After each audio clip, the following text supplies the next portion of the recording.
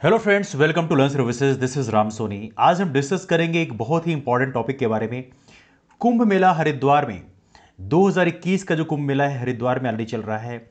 आज है 12 अप्रैल और 12 अप्रैल में होगा शाही स्नान और ये रहेगा अपने कुंभ मेला में।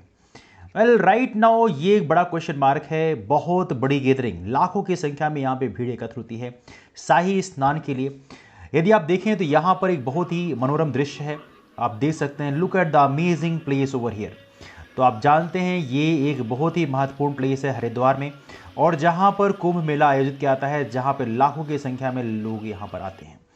वेल देखा जाए तो हमारे देश में कुंभ बेसिकली 4 महत्वपूर्ण जगहों में होता है।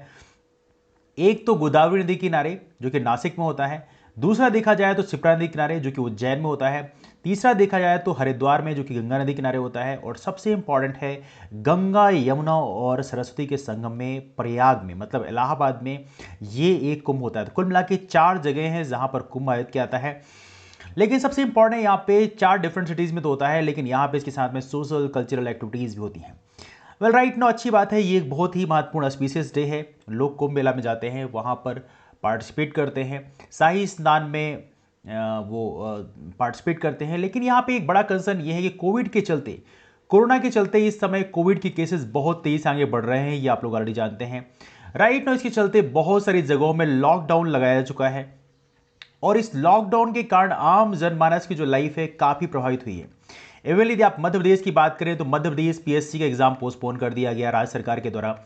देखिए, इसके अंतर्गत ये बड़ा इंटरेस्टिंग है कि यहाँ पर कुंभ मेला में एक जगह में लाखों की संख्या में लोग इकट्ठे होंगे।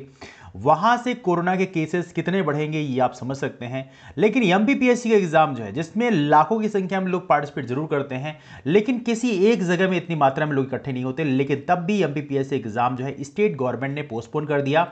नाउ यहां पे स्टेट गवर्नमेंट को रीजन देना चाहिए कि बेसिकली उन्होंने क्यों पोस्टपोन किया। दूसरी बात, यहां पर टीचर्स की जो वैकेंसीज भरी जानी थी, जो तकरीबन 20-25 हज़ार के आसपास वैकेंसीज हैं, उसकी वैकेंसी को भरने के लिए कोरोना के चलते बहुत बार इसको पोस्टपोन किया गया है। यहां भी राज्य सरकार इसका प्रॉपर कोई रीजन देने के लिए तैयार नहीं है कि उन्होंने क्यों पोस्टपोन किया है, क्योंकि यहां भी कोरोना के मामले इतना तेजी से नहीं बढ़ते।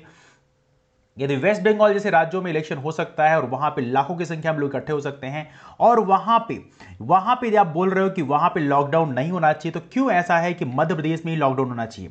देखिए, राज्य की पॉलिसीज को क्रिटिसाइज करने का जो हक है ये हर एक आम आदमी को मिलता है, आर्टिकल नंबर 19 के अंतर्गत मिलता है।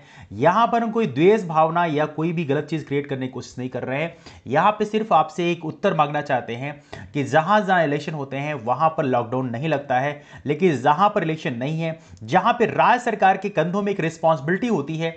आप खुद सोचिए कि यदि आप सैटरडे संडे में लॉकडाउन लगाते हो, जिस समय एक बिजनेसमैन की बिजनेस प्रोपेल करती है, सैटरडे संडे को ही आमतौर पे लोग बिजनेस सामान खरीदने जाते हैं, और उसी कंडीशन पे यदि आप लॉकडाउन लगा देते हैं तो इसका निगेटिव इंपैक्ट ये पड़ता है कि बड़े बड़े बिजनेसमैन जो है बहुत बुरी तरह से प्रभावित हो रहे हैं। लॉकडाउन जब इस तरह से लगाया जाता है, कंप्लीट फुल लॉकडाउन, इसमें आमतौर पे लोगों का जनमानस बहुत बुरी तरह से डैमेज होता है। तो कहीं ना कहीं यहां पे सरकार को रिप्रेजेंटेशन देना चाहिए, यहां पे सरकार को बताना चाहिए कि बेसिकली आपने लॉकडाउन इतने लंबे समय के लिए क्यों लगा रखा है।